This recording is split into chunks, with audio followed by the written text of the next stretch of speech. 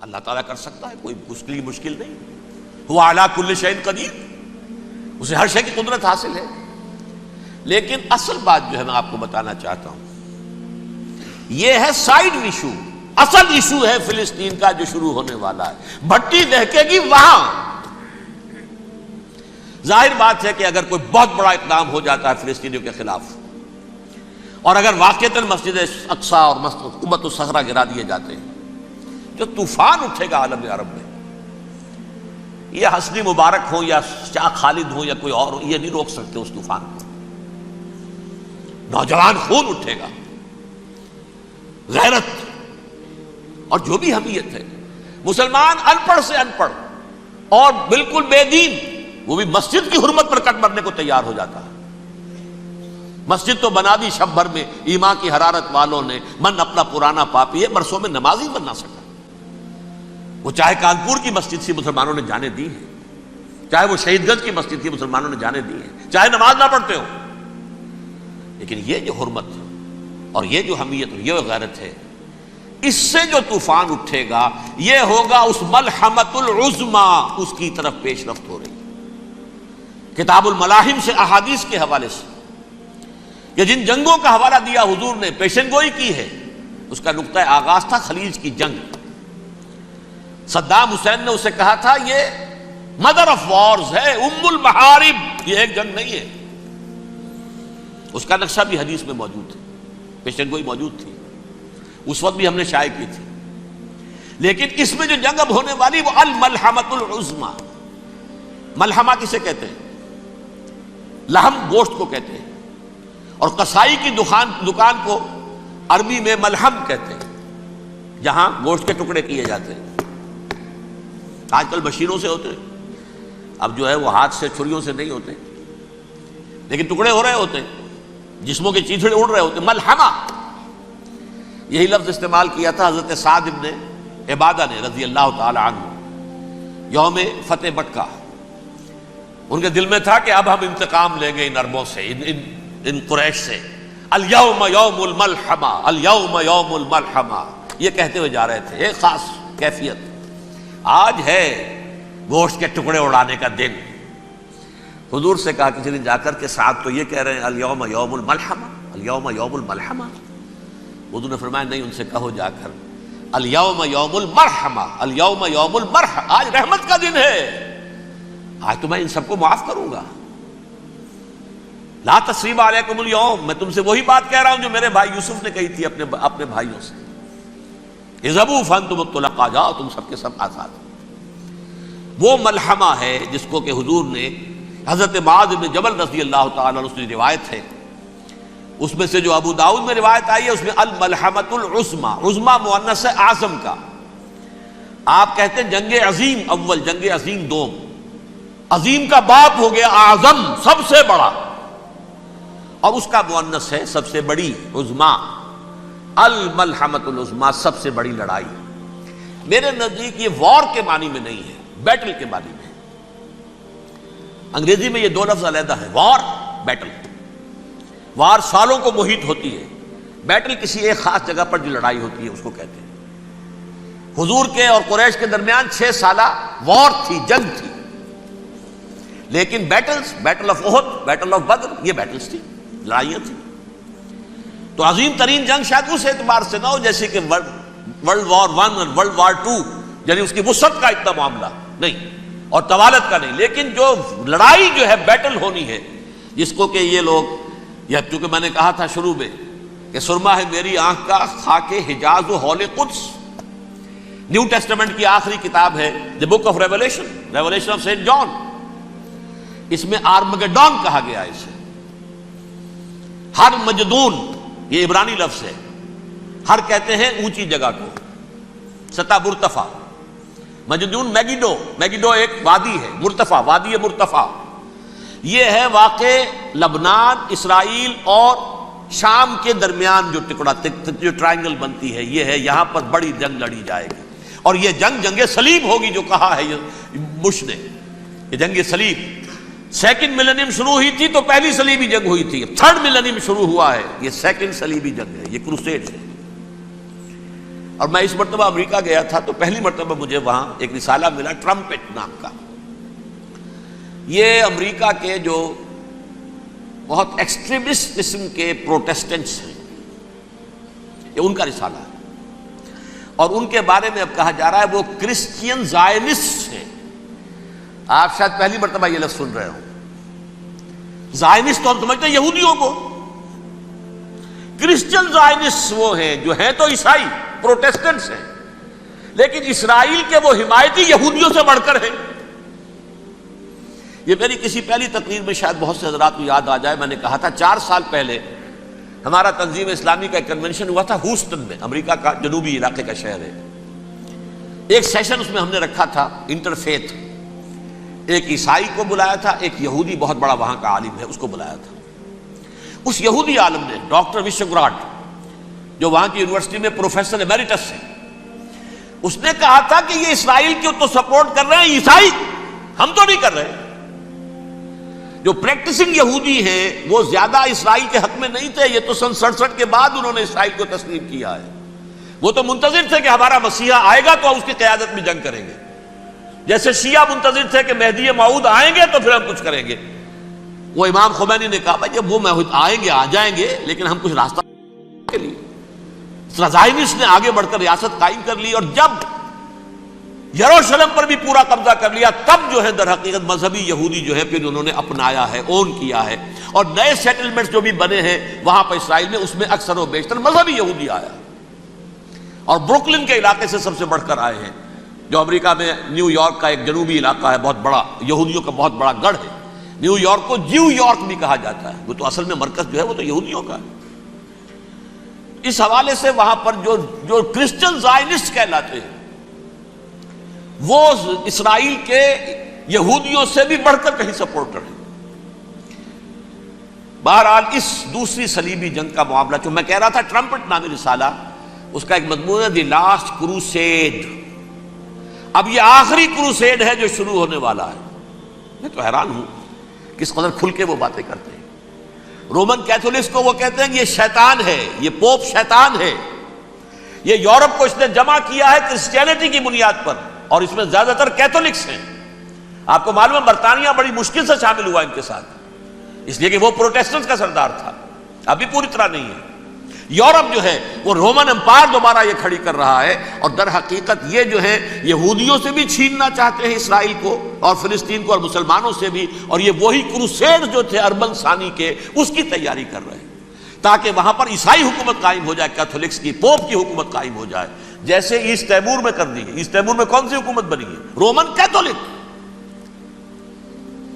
Roman Catholic اسرائیل میں بنے تاکہ یہ سارے مقامات مقدسہ جہاں اسرائیل پیدا ہوئے، بیت حضرت مسیح پیدا ہوئے، بیت لحم کہاں ہے؟ وہی ہے کہ نہیں؟ جہاں سے ریزریکشن ہوا ان کے خیال میں وہ کہاں ہے؟ وہیں پر ہے کہ نہیں؟ بڑے بڑے گرجے ان کے وہی ہیں. تو اس اعتبار سے ان کا کہنا یہ ہے یہ لاسٹ کروسیڈ کی تیاری ہو رہی ہے، یہ کیفور. اور ان کا کہنا یہ ہے کہ یہ پوری طاقت نیٹو کی جو ہے، یہ پہلے جرمنی سے لائی گئی بوسنیا، انہوں نے خود وہاں جنگ کروائی، انہوں نے خود وہاں پر ایتھنک کلینسنگ کروائی، پھر خود مصالحت کے لیے آ گئے، پھر کوسوو میں انہوں نے خود آگ بھڑکائی. یہ میں نہیں کہہ رہا، یہ وہ ٹرمپٹ رسالہ امریکہ سے چھپنے والا پروٹیسٹنٹس کا رسالہ ہے جو یہ کہہ رہا ہے. پھر انہوں نے کوسوو کے اندر کروایا، اور پھر وہ وہاں پر پیس فورس کی حیثیت سے آ گئے. اب وہ میسیڈونیا میں کروا رہے ہیں اور وہاں داخل ہو گئے ہیں. اگلا قدم ان کا سائپرس ہوگا، سائپرس میں ترکوں کو اور وہ گریکس کو لڑائیں گے اور وہاں آ جائیں گے، وہاں سے ایک چھلانگ لگائیں گے اور یہ فلسطین میں پہنچیں گے، اور یہ وہاں پر ایک رومن امپائر، اپنی پرانی رومن امپائر کی طرح کی رومن کیتھولک ریاست قائم کرنا چاہتے ہیں. تو وہاں امریکہ کے عیسائیوں میں بھی کوئی ایک طبقہ نہیں ہے، کیتھولکس بھی ہے، کیتھولکس زیادہ نہیں ہے ہمدرد، لیکن اب تابع ہو چکے ہیں. اسحاق ریبین نے جب یہ پیس ٹاک شروع ہوئی تھی، آپ کو یاد ہوگا شاید، کہ جب وہ آیا تھا واشنگٹن سے واپس فلسطین اسرائیل، تو پہلے روم میں رکا for an audience with the Pope, اور پوپ کو اس نے ایک مرتبان سا پیش کیا تھا، حضرت سلیمان علیہ السلام کے زمانے کا مرتبان، اور کہا تھا دیکھیے 3000 برس تک ہم نے اس کی حفاظت کی ہے، اب یہ میں آپ کے حوالے کر رہا ہوں. اس کے بعد سے پوپ جو ہے بالکل رام ہو گیا، اور وہ عیسائیوں کے ساتھ اور یہودیوں کے ساتھ ان کا پورا معاہدہ ہو گیا۔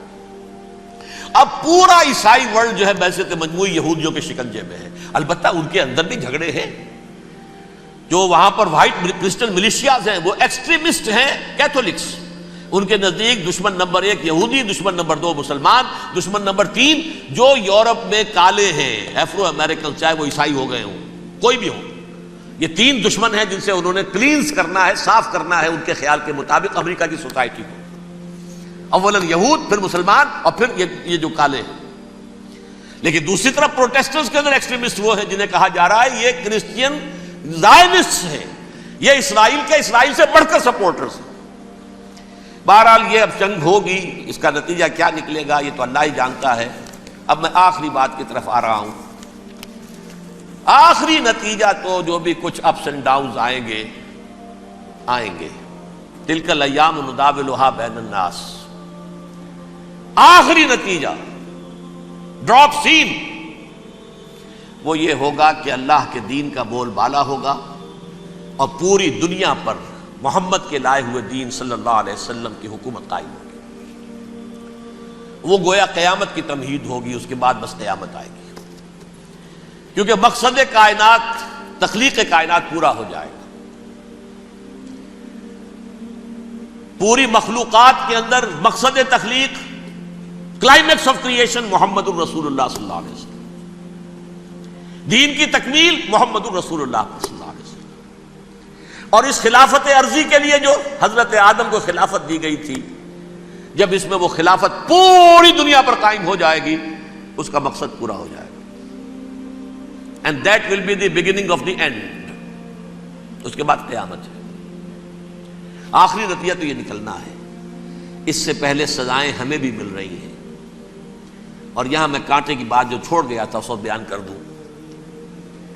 اللہ نے اس مغضوب علیہم قوم کو، اس ملعون قوم کو کیوں اب تک چھوٹ دیے رکھی؟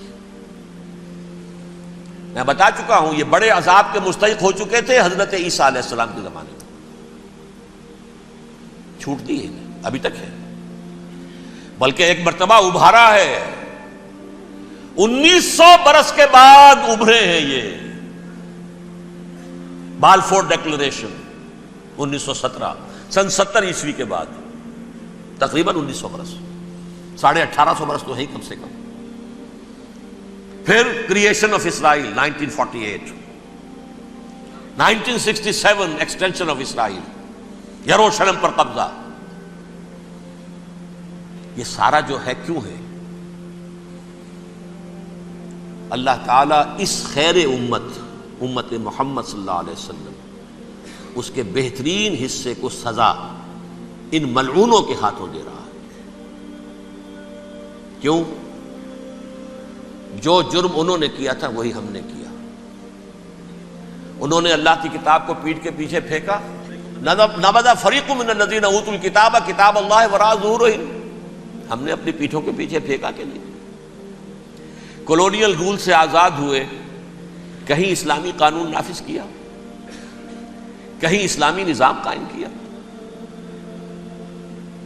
تو جو جرم ان کا تھا وہی ہمارا ہے، اور ہم خیر امت ہیں، اور ہمارے میں سے خیر ترین عرب ہیں، ان پر اللہ کا فضل، ان کی مادری زبان میں اللہ کی کتاب موجود ہے۔ پھر انہوں نے اللہ کے دین کو پیٹھ دکھائی۔ جو ملک آزاد ہوا کولونیل رول سے، یا اس نے قبلہ کر لیا اپنا ماسکو کی طرف، یا کر لیا واشنگٹن کی طرف، کسی نے مکے کو قبلہ بنایا، یہ بدترین سزا ہے۔ ویل للعرب من شر قد اقترب۔ اور ترمذی شریف میں تو یہاں تک روایت ہے، من اقتراب الساعۃ ہلاک العرب، قیامت کے قرب کی ایک نشانی یہ بھی ہوگی کہ عرب ہلاک ہو جائیں گے۔ ایک حدیث میں الفاظ آتے ہیں کہ حضور نے جب کہا یہ ہوگا یہ ہوگا یہ ہوگا، یہ بربادی آئے گی، تو کسی زوجہ محترمہ نام میں بھول رہا ہوں، انہوں نے پوچھا کہ عرب اس دن کہاں ہوں گے؟ فرمایا العرب یومئذ قلیل، بہت کم ہوں گے۔ آخری خاتمہ ہونا ہے یہود کا حضرت مسیح علیہ السلام کے ہاتھوں. وہ عذاب جو 2000 برس تک ان سے ٹلا رہا وہ آئے گا اور ان کے رسول ہی کے ہاتھوں آئے گا. لیکن اس سے پہلے مسلمانوں پر یہ عذاب آ رہا ہے, ہولوکاسٹ کے درجے کا عذاب آ رہا ہے. البتہ ہم پاکستانی اس میں یوں سمجھ لیجئے کہ وہ تو خبریں موجود ہیں احادیث میں, وہاں تو جو ہونا ہے ہونا ہے. اتنے انسان مریں گے کہ ایک پرندہ جو ہے اڑتا چلا جائے گا, وہ نہیں چاہے گا کہ نیچے اترے تو کسی لاش پر اترے, اسے جگہ نہیں ملے گی زمین خالی کر کہیں اتر سکے, تھک ہار کر گرے گا, مرے گا تو بھی لاش کے اوپر گرے گا. یہ الفاظ ہیں حضور کے صلی اللہ علیہ وسلم. الملحمۃ العظمی الملحمۃ الکبریٰ, یہ لاسٹ کروسیڈ ٹرمپٹ اخبار نے, میں اس کا فوٹو اسٹیٹ بھی کبھی آپ کو دکھا دوں, ویسے میرے ساتھ ہے وہ رسالہ ٹرمپٹ, دی لاسٹ کروسیڈ, اس کی تیاری ہو رہی ہے. وہ الملحمۃ العظمی اور ملحمۃ الکبریٰ جو ہے وہ آنے والی ہے. ابن ماجہ میں کبریٰ کہا ہے, اکبر کا مؤنث کبریٰ, ملحمہ کبریٰ سب سے بڑی جنگ اور ملحمہ عظمی سب سے عظیم جنگ, یہ ہوگی اور بہت جلد ہوگی. دین کی بات پھیلانا صدقہ جاریہ ہے. ثواب کی نیت سے ویڈیو کو شیئر ضرور کیجیے. جزاک اللہ.